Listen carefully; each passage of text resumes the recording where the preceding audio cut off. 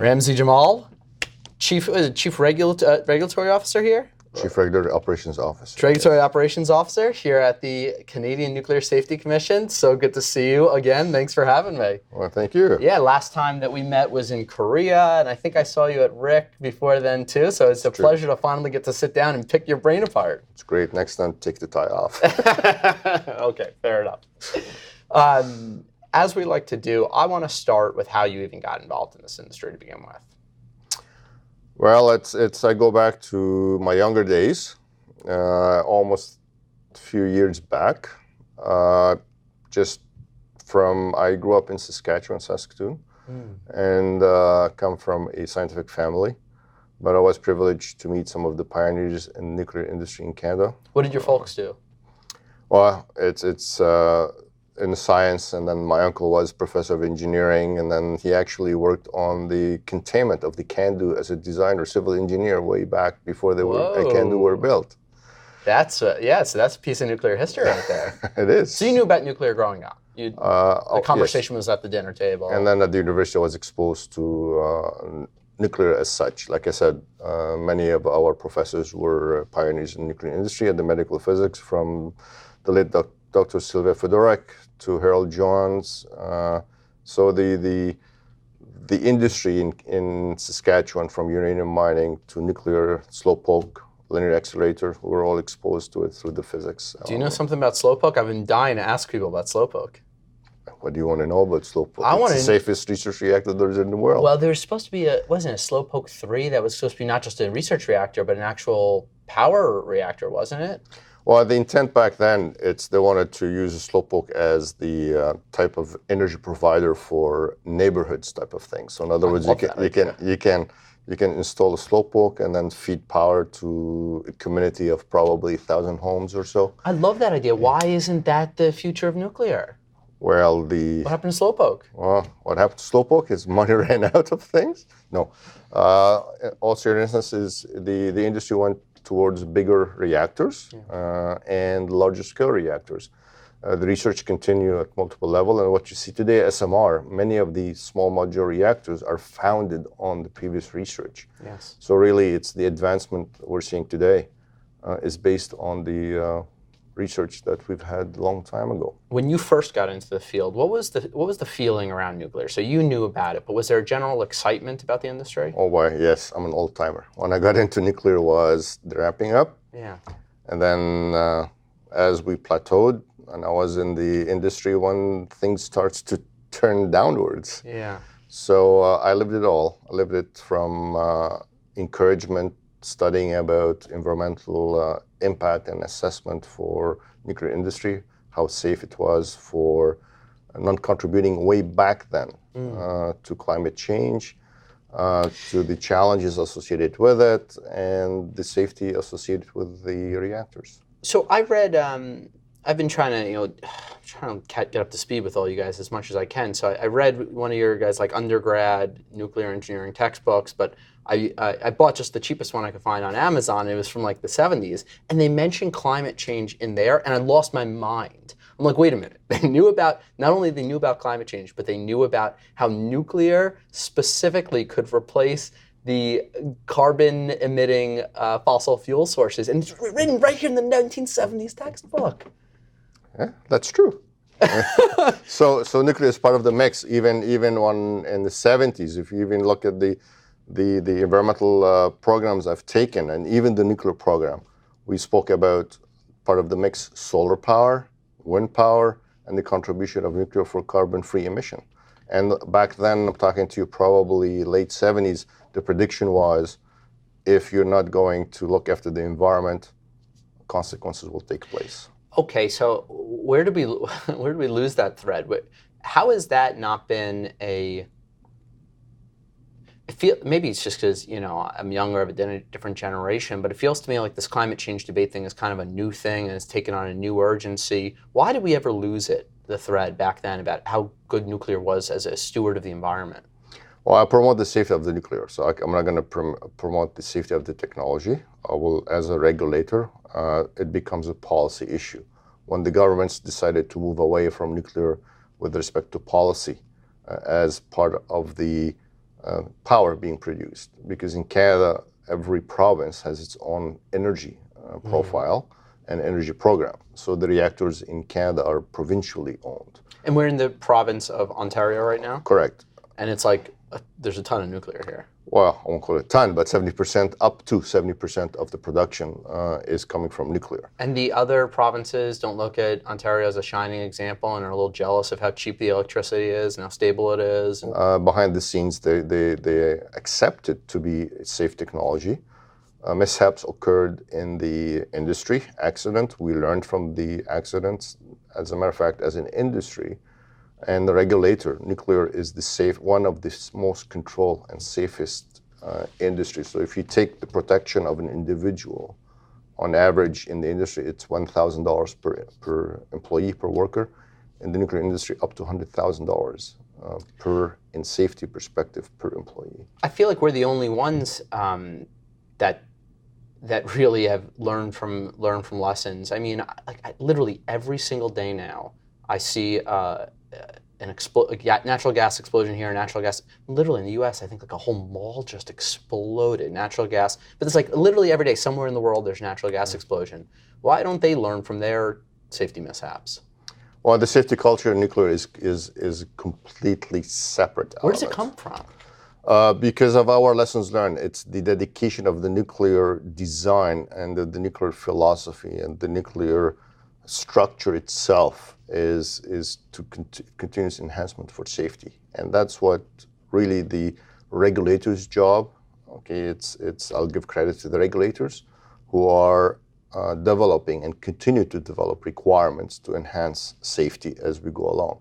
It does not mean it's unsafe, it means it's safe, but we always continue to upgrade with respect to the standards of the operating reactors, regardless of the technology.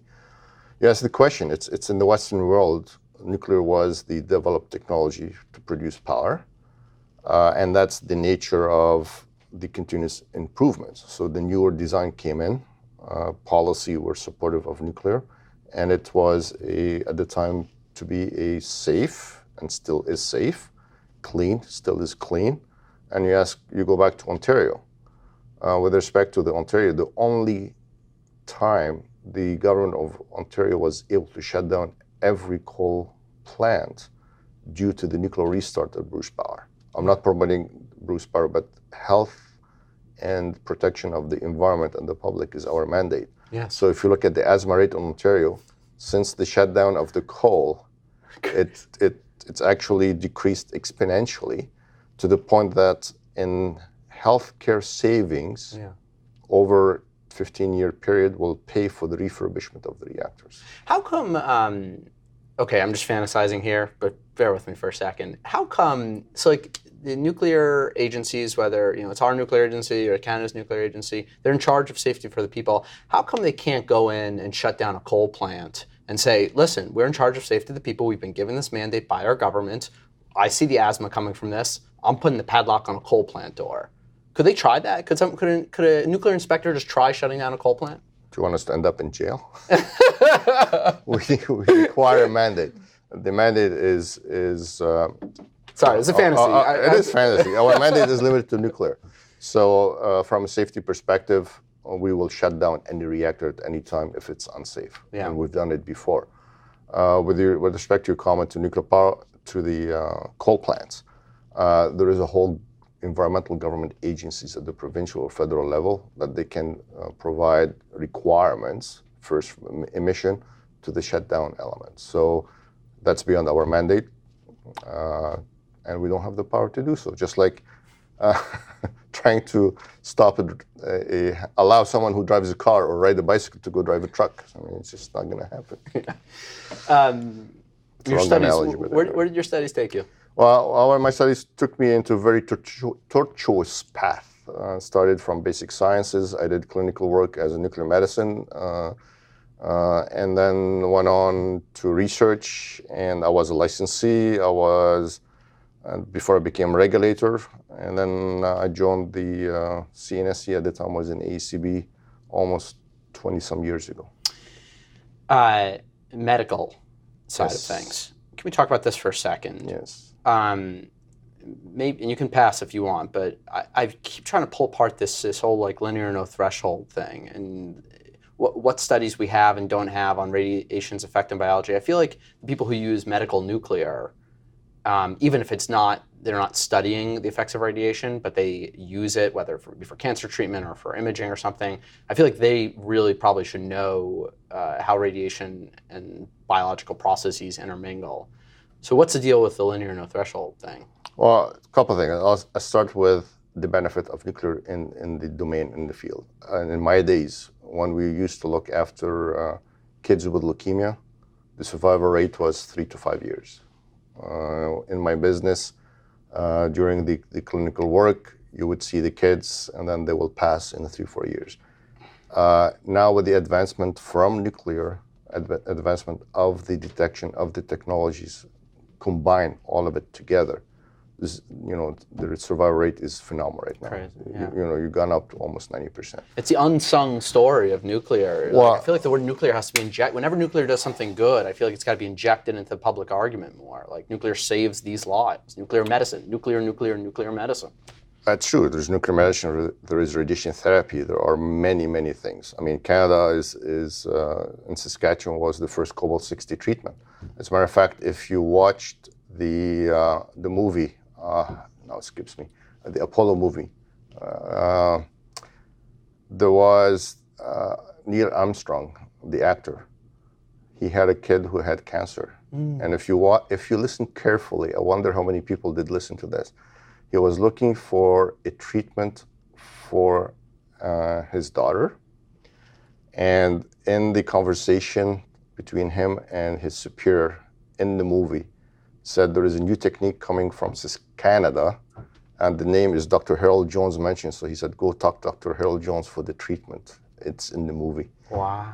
And you have to listen. If you're not in the field and you have not lived in that era, you would just miss it. Wow. Okay, so back to the treatment itself. Yeah. So when you are introducing a treatment to a patient, or you let it be diagnostic or therapeutic, you always explain the risk and the benefit. And there is always a risk associated with any procedure. Doesn't matter if it's surgical, doesn't matter if it's nuclear involved, or even as simple as a radiological procedure. So the benefit far outweighs the risk. Now you talk about LNT. There is a misconception because you have two camps in the world right now. The camp says LNT is the wrong, way to look after radiation protection. And in fact, the LNT itself does not give you a risk associated with the radiation. It tells you it's a good tool for radiation protection, but it's a wrong tool to assess risk associated with radiation. So when you speak to a patient, you tell them about the risk associated. So in other words, very low risk against a phenomenal benefit from the procedure itself. Same thing applies. You and I needs job, we have to be protected. So there is always a risk associated with any occupation we do. As a matter of fact, if you look at the stats from nuclear power plants and the workers' nuclear power plants, the risk is almost equal to someone working in an office. I mean, so where does this become a debate then as it comes into the nuclear energy world? Right. The science has uncertainty in it, because if it was certain, it will not be science. The same thing is being applied in nuclear. So there is always an uncertainty with respect to very low threshold of radiation exposure. There is no debate. At high levels, it's linear. At lower level, there is always that spontaneous frequency versus what's being triggered by an external event. An external event could be radiation, could be non-radiation, and so on and so forth. Free radicals. Yeah. Whatever triggered the free radicals to take place.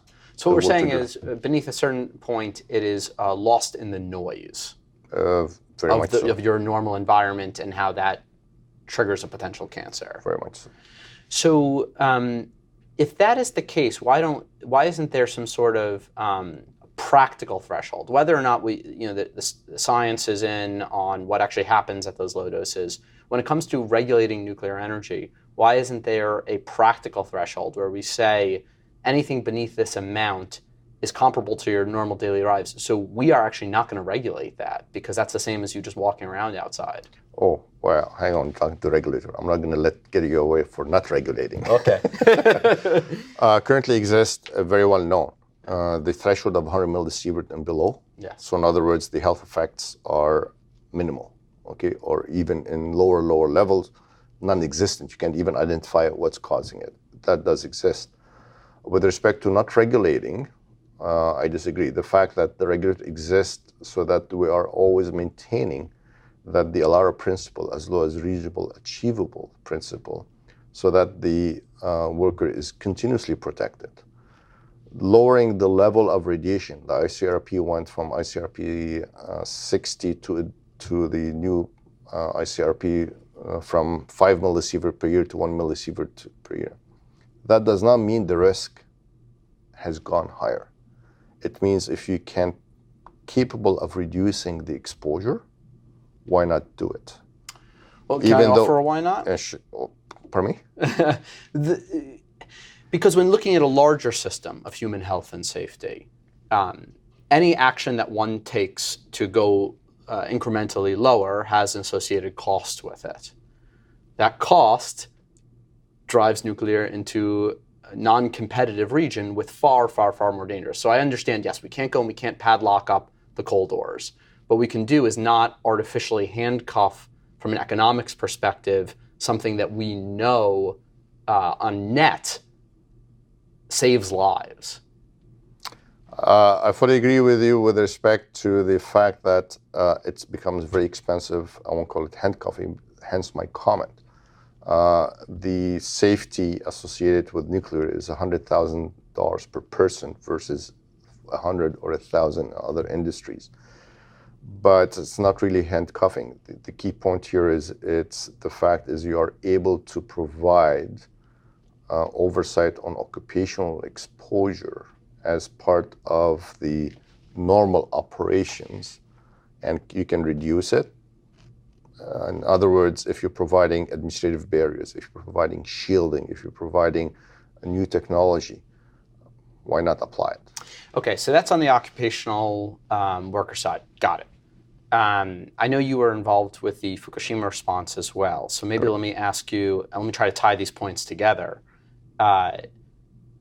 When we had 3 core meltdowns in Fukushima that showed that really was the first time that demonstrated what's the worst possible case scenario for a light water reactor meltdown. Because not only was the worst earthquake and tsunami combo that really ever happened, 3 total core meltdowns, and then the hydrogen cloud that further distributed the radionuclides. That's pretty much the worst thing that could ever happen to a light water reactor, or at least that's a good benchmark for what the worst possible case for a light water reactor is. What was the maximum off-site exposure, and where did that sit with respect to the linear threshold, with respect to everyday risks that people have from walking around the sun? Well, from a science perspective, it's definitely the ICRP was involved, the WHO was involved, and the UNSCEAR was involved. I'll start with the fact that the UNSCEAR report speaks for itself. Declared the fact that the exposure of the public in Fukushima will not be foreseen to have any impact with respect to the radiation in their lifetime. That's amazing. That is amazing. But look at the root cause of it, though. I mean, yes, I was involved. There are a deficiency in the regulatory oversight and a deficiency in the operational element. I get it. And so we got to always learn from our mistakes. Every industry, I don't care what you are, whether you're regulated or not, we got to learn from our mistakes. It's an engineering way to be, right?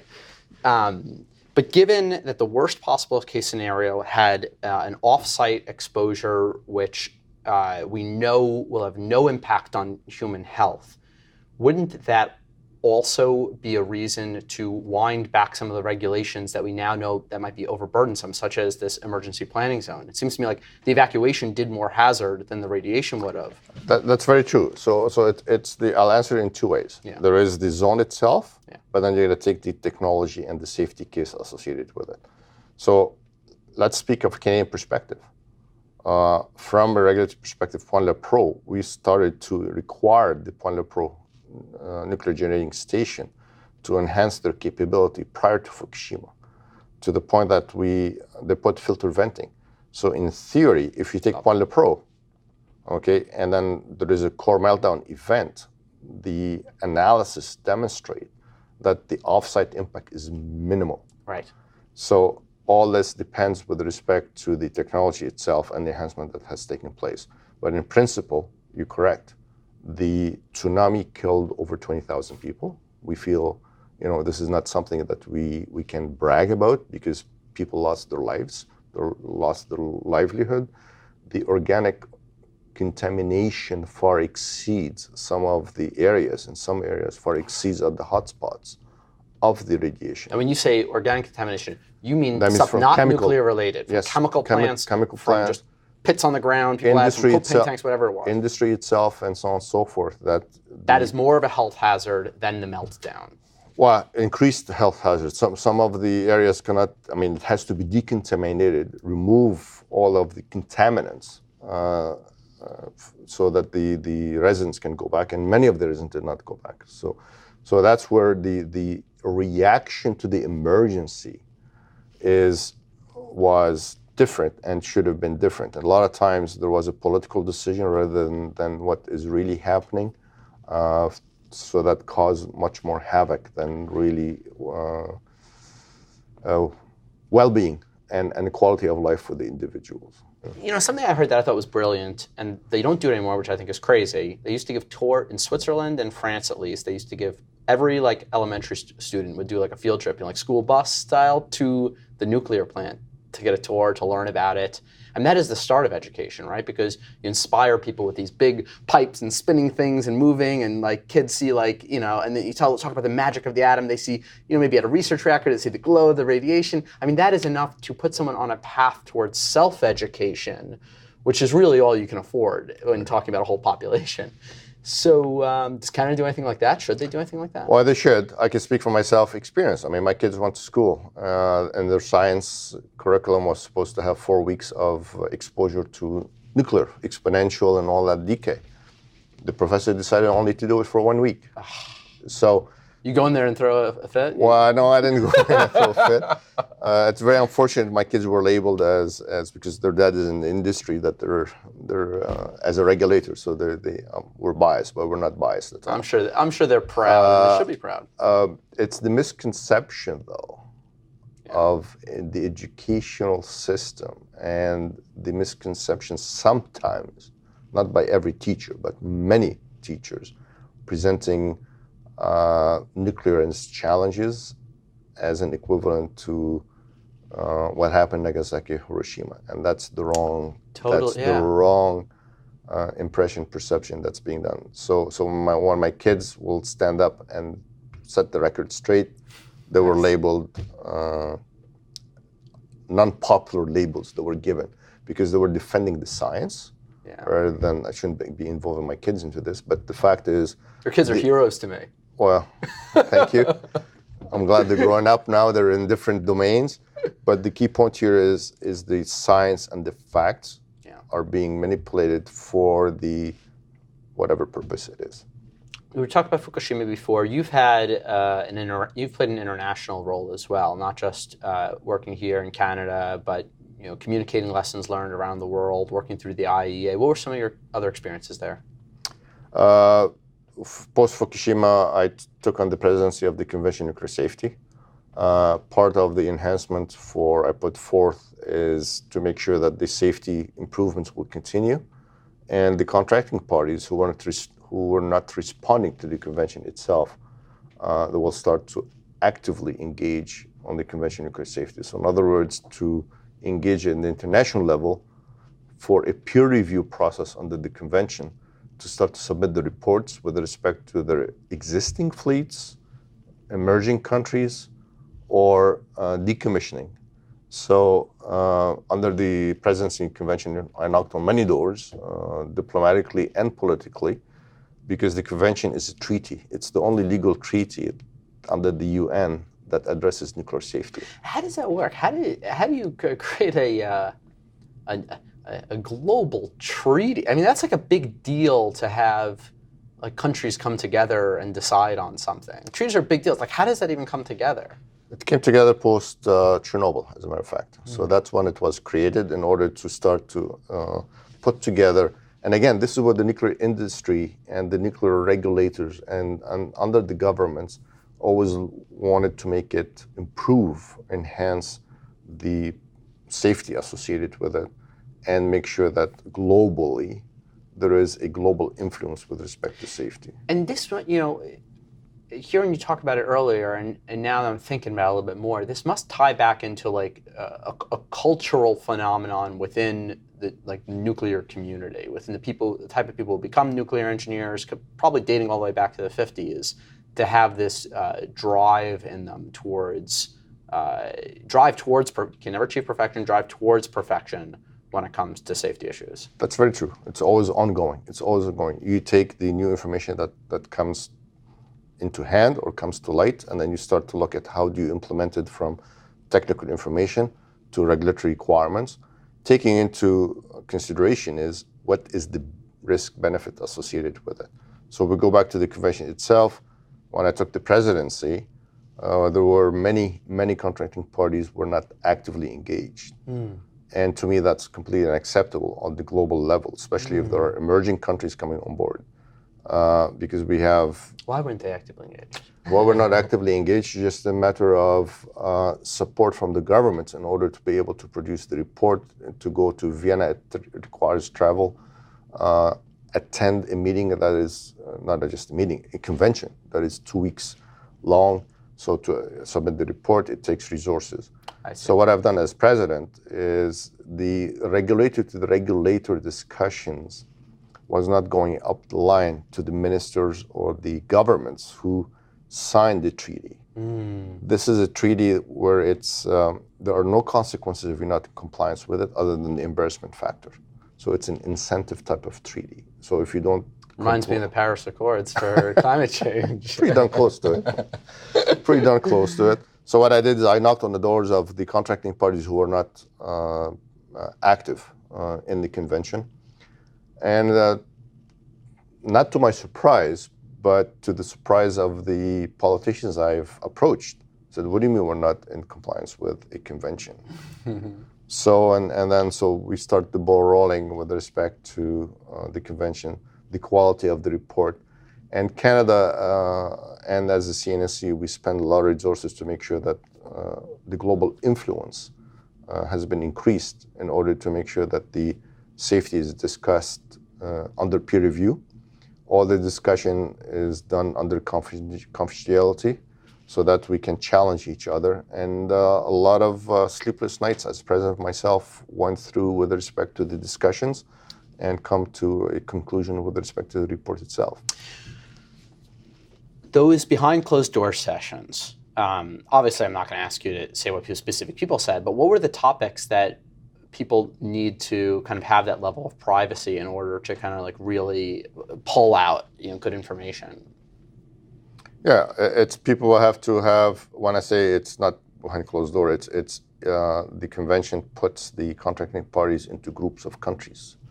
And it's a mixture between advanced, mature countries with respect to nuclear power, countries who are already commissioning or putting in place nuclear power plants, and countries who do not have nuclear power plants.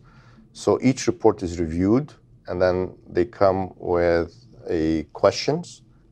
We in Canada has published our report. It's on our website, and published the questions we received, we were asked on.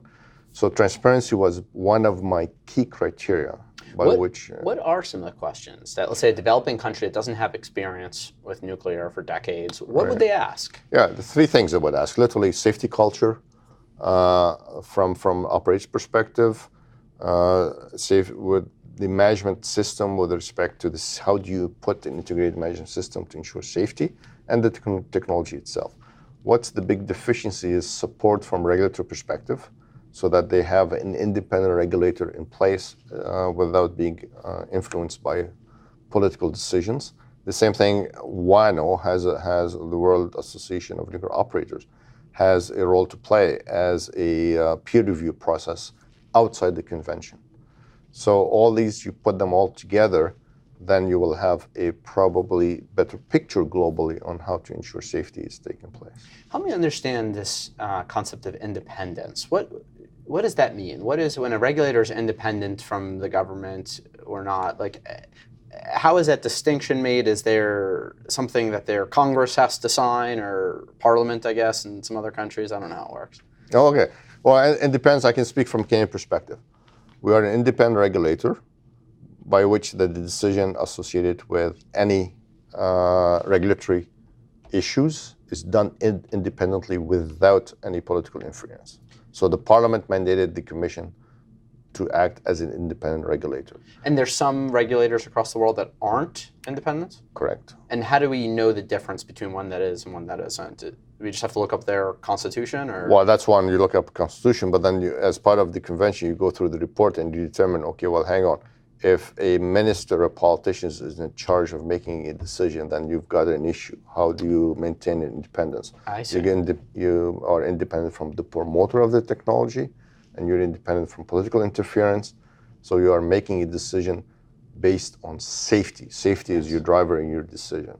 And okay, so this has me to another one. How come the nuclear regulators can't promote safe nuclear? Their job is safety, but how come they can't still promote the technology as well? For instance, like the environmental regulatory agency they can promote the environment and they can promote safe practices with respect to the environment. They're there for the environment. How come the nuclear agencies literally can't say, we love nuclear and we're going to damn well make sure it's safe?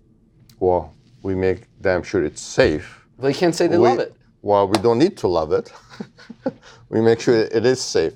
There is a whole industry. Their job is to make sure that they promote. Our job is not to promote.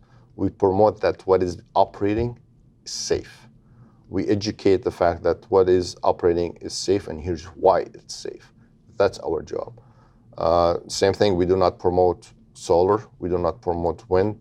Our job is to make sure whatever the nuclear application is, doesn't matter if it's medical, industrial, or power plant, all the operations are safe. Yeah.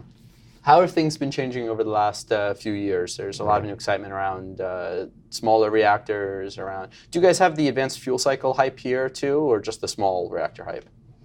Well, we've got them all. So in other words, from the regulatory perspective, we are performance-based regulators, so we're not prescriptive. So in other words, we can have discussions with the designers that might lead towards licensing. At the end, they decide what they want to do. We cannot force them, and we will never force them what to do. So we're looking at multiple technologies, from small modular reactor being a battery almost level, all the way up to 900 megawatt, potentially electric. I won't call them SMR at that point, but we're looking at all these technologies. On the battery side, how does the conversation change? When you go super low, let's say you even go down to 1 megawatt, how does the regulatory conversation change? Right. The regulatory is based on graduated approach. So you cannot take a 1 megawatt or 5 megawatt potentially operating reactor or a battery or whatever you want to call it to be applying the same requirements as you would for a 1,000 megawatt reactor. Two separate issues. We just finished talking about emergency zones. Then what do you do? Yes. Is it self-contained, passive shutdown? Then you do not need to have emergency preparedness zone. In Canada, we have the experience. It's called a slowpoke. So slowpoke. That's it. You've got a slowpoke. You've got a restricted area, and that's it. Yeah. So in other words, we know the technology. You know what the Was the slowpoke passively cooled, or was it just because it was so small? It's such a low energy. Such a low energy. As a matter of fact,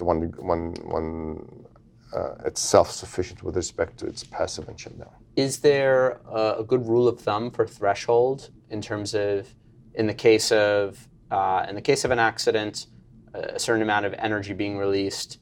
If it's under this amount, we've got a no EPZ, a no emergency planning zone site. We know it's going to be site contained. If it's anything smaller than that, automatically. If it's anything larger than that, then it doesn't fall into that category of no EPZ. If I understood your comment properly, it starts with the core. It Yes. starts with the But does the regulator come up with a threshold that says if it's going to release, if it's 1 megawatt and at the end of its life, it has a ton of radionuclides in, the decay heat is going to be this maximum amount? Yeah, you make sure it's always contained cooled. I guess I was just curious if there's a number that is a good rule of thumb. Well, the reason I'm not giving you a number is because it's a deterministic element. It's a safety case. So each design will have its own requirements. So in other words, you look at the design, you look at the deterministic factor, and then you determine, do you need to have off-site or on-site, or what it's going to. If everything is passive and it's just going to die on its own, and there's enough cooling, containment, then yes, we just. And what does it take to prove that? Science and the design. I guess I meant in terms of effort, hours input, models input. Like, how much effort does it take for a designer of a microreactor that's going to be passively cooled to convince the regulator? Can it be done in an afternoon if I show you 3 equations? Does it take 10 months? Does it take 10 years? How long does it take? Well, it's going to take as long as it takes. Start with this one. What is going to be the driver is the design and is the technology known. So in other words, I always say the safest reactors are the one that's got paper as containment and ink as moderator. So what you need to do is when you put the reactor and you start to do the design, you need to have the research, the analysis done to prove that your concept will act as it's designed. So if the shutdown systems are passive, if the cooling is passive, all this has to be demonstrated, depending on how quickly the research is being done and the risk associated with the type of the design, so that you're unequivocally, as a regulator, you're convinced that what was proposed in the design will actually function as designed. It's not going to be one afternoon, I'll tell you that. Okay. Actually, let me push on that a little bit, though, because I talked to the folks over in Finland because they love district heating, and I love anything new nuclear. If you have a small slowpoke-sized reactor in a giant pool of water, can't you just run like a simple calculation as to how much heat it takes to boil up that volume of water? Of course you do. Can't that be done in one afternoon? Can be done in a few minutes. Right. So could one bring to a regulator? Could I say, hey, listen, you got communities in Northern California, they need, or Northern California, Northern Canada, they need district heating. I want to bring a district heating reactor to market, but it's going to be small. I'm only going to sell these things for a couple $1 million. There's no universe in which I can go through a $500 million regulatory process or even $100 million regulatory process. But I just want to show you these couple equations. I guarantee the pool will be this big. There's always going to be this much water in it. This thing only creates this much heat. We know this much heat can't boil off this much water. 3 minutes. Do I get my license? No. Why not? Because it's not based on trust me. We're going to trust you, but we're going to verify. So what other elements are you bringing in order to demonstrate that what you said is true? Yes. The functionality is going to function the way it is without compromise to safety. So it's up to you or whoever is going to be the applicant to demonstrate through prototype testing that what they claim is true. But I can't, just to push on this a little bit further, all these entrepreneurs, they want to bring nuclear reactors to the market. They're dying to, but there is this huge cost. And listen, when we need, you don't have to say this as a regulator, but we need these entrepreneurs and these innovators to bring nuclear to the market at a scale we've never seen before if we want to tackle the climate challenge, period, end of story. And so I want to find out ways that they can have like an easier way to at least bring something to the market. And now they've got a district heater. They're making billions of dollars selling them to all the northern places. Now they can invest in what it takes to bring a bigger reactor to market. I want to find a path to help the entrepreneurs do something that doesn't cost $100 million. Well, $100 million is their problem. Not I don't have a mandate, but I agree. But we all live on planet Earth. Well, we do. It's got to be part of the mix, definitely. Yeah. But at the same time, though, the industry has to work, entrepreneur has to work differently. They have to collaborate themselves. So in other words, yes, there is a competitive edge, but at the same time for them to start to move into a mass production, the prototype. The problem with the nuclear industry is not one reactor built. It doesn't matter if it's in Finland or in France. Each one of them has a different tweaking in the design. That, it's unfair to say it's the regulator. The regulator makes sure that the changes are safe and adequate to allow them to operate through a licensing process. But to say it's always the regulator, the industry will have to collaborate to put their brains together, look at the common research, so that the expense is not the one-off. But expense is not my job. My job is safety. But my job is to make sure that what I'm applying from a regulatory requirement is graduated according to the risk that's being presented. Back to on the innovation side, what do you see that you particularly like when people come to you and say, hey, we're bringing something new to the table. We're showing you how we meet operational excellence, safety standards. What have you seen that you really like so far? Like, yeah, you guys, you're doing it right. What I like so far is, like I said, it's the capability of the designer to demonstrate what they say is true. What so far, each technology has its challenges, but if they prove to us that it's passive, so in other words, it will self-shut down. In other words, there will be no critical events and the reactor will be safe. That is a plus with respect to a regulatory perspective. The benefits, even though, again, it's not our mandate, but the environmental benefits, we should not forget the fact that I have kids. I want their generations not to be burdened by the environmental impact, that the human race is properly not moving fast enough in order to address. If you even read the UN report now, they say time is not on our side. We're already a decade late. And then that's why there is the need for a mix of supply for energy from nuclear to solar to wind to other technologies so that they start to look after the environment. And that is key. So we do not want to have a burden for the next generation for inaction that's taking place. Ramzi, Jammal, thank you so much. Thank you.